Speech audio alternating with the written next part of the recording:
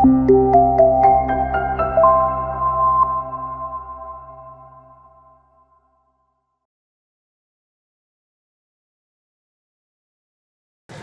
Liner, bertemu kembali dengan saya, Dr. Kuko Lukianto dari jurusan Entrepreneurship BINUS University. Pada video sebelumnya, kita sudah belajar tentang pengelompokan customer segment berdasarkan demografi dan geografi. Sekarang kita akan membahas lanjutannya, yaitu segmentasi berdasarkan psikografi dan behavior atau perilaku. Segmentasi berdasarkan psikografi adalah cara untuk mengelompokkan target pasar berdasarkan karakteristik kepribadian, gaya hidup, dan nilai-nilai dari mereka atau yang mereka miliki. Segmentasi ini menggunakan psikologi untuk memahami konsumen. Tujuan segmentasi pasar berdasarkan psikografi adalah untuk memahami karakter dan preferensi target pasar, sehingga perusahaan dapat membuat strategi pemasaran yang tepat. Segmentasi psikografi dapat membantu perusahaan untuk mengetahui apa yang mungkin dibeli pelanggan, mengetahui mengapa pelanggan akan membelinya, mengetahui preferensi pelanggan atau customer terhadap produk dan brand. Karena itu, kita perlu menarik perhatian mereka supaya meningkatkan efektivitas strategi pemasaran kita. Ada banyak variabel yang mempengaruhi segmentasi psikografis, tapi kita hanya akan membahas 5 teratas saja. Yang pertama, kepribadian. Kepribadian adalah kumpulan sifat dan perilaku unik yang mendefinisikan identitas pribadi kita, atau kalau dalam hal ini pelanggan. Menurut model Ocean, orang memiliki 5 sifat kepribadian mendasar, yaitu keterbukaan, ketekunan, ekstraversi, keramahan, dan neurotisisme. Secara umum 5 itu yang menggambarkan sebuah kepribadian. Tapi saya tidak akan bahas lebih detail. Kepribadian pelanggan secara langsung mempengaruhi perilaku pembelian dan kebiasaan pengeluaran mereka. Dengan demikian, merek harus membagi pelanggan sesuai dengan kepribadian mereka. Atau kita mungkin yang harus membagi itu. Mengungkap sifat kepribadian konsumen dapat membantu membuat iklan dan pesan yang dipersonalisasikan. Artinya ditujukan secara khusus kepada kelompok tertentu. Misal, merek mobil tertentu mungkin menargetkan pembeli yang petualang. Untuk mentargetkan pembeli yang petualang, maka dibuatlah iklan yang menampilkan pengalaman mengemudi di area atau di tempat-tempat yang membangkitkan gairah untuk mengemudi di alam terbuka.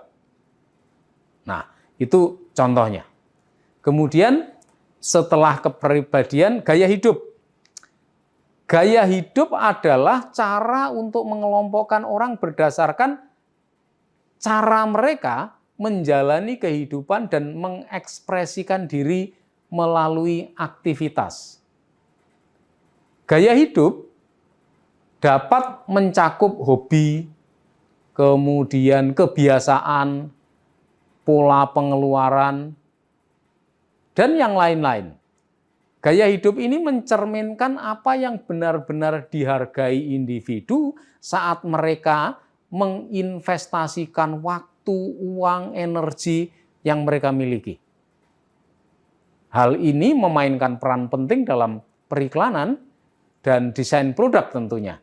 Karena untuk menarik mereka, kita perlu mengaitkan dengan gaya hidup yang mereka inginkan. Misal, perusahaan pakaian olahraga dapat menyesuaikan pesan pemasaran mereka untuk menarik individu yang sadar akan kesehatan, menekankan pentingnya gaya hidup aktif, dan menyajikan produk-produk yang membuat mereka nyaman dalam latihan. Nah, berikutnya sikap mewakili keyakinan, emosi, dan preferensi individu terhadap topik, produk, ataupun merek tertentu. Pemikiran, pilihan, dan sikap orang dipengaruhi oleh budaya, etnis, dan nilai-nilai yang ditanamkan oleh keluarga. Hal ini tentu memberitahu kita tentang siapa mereka dan apa yang akan memotivasi mereka untuk membeli sebuah produk. Yang keempat, status sosial. Status sosial menunjukkan posisi individu dalam masyarakat yang relatif terhadap orang lain. Berdasarkan faktor-faktor itu, biasanya status sosial ini akan mempengaruhi orang dalam kehidupan sehari-harinya. Baik itu misalnya pendidikan, keluarga, ataupun barang-barang yang dikonsumsi. Seorang yang memiliki kedudukan sosial tinggi, memiliki kekayaan tinggi, dia mungkin tidak akan mau beli barang yang murah atau barang yang pasaran. Merek, nah biasanya ini yang akan sangat menentukan bagi orang-orang seperti ini. Mereka akan mencari merek-merek yang terkenal, merek-merek yang baik, merek-merek yang top, kalau status sosial mereka tinggi. Kemudian yang terakhir, aktivitas, minat, dan pendapat. Aktivitas, minat, dan pendapat memberi gambaran tentang bagaimana individu berinteraksi dengan lingkungan mereka, termasuk hobi, preferensi, dan sudut pandang mereka. Kita harus mempelajari aktivitas umum yang diminati pelanggan. Misal, berapa banyak waktu yang mereka habiskan untuk aktivitas tertentu. Bagaimana dari aktivitas itu yang paling mereka nikmati. Kemudian kalau minat, setiap orang memiliki minat yang berbeda-beda tentunya. Ini adalah perasaan ingin tahu, belajar, melakukan sesuatu. Kemudian kalau pendapat, keyakinan mempengaruhi keputusan pembelian. Misalnya orang yang menentang produk hewan mungkin tidak akan mendukung merek yang menjual hal terkait dengan perilaku negatif terhadap hewan.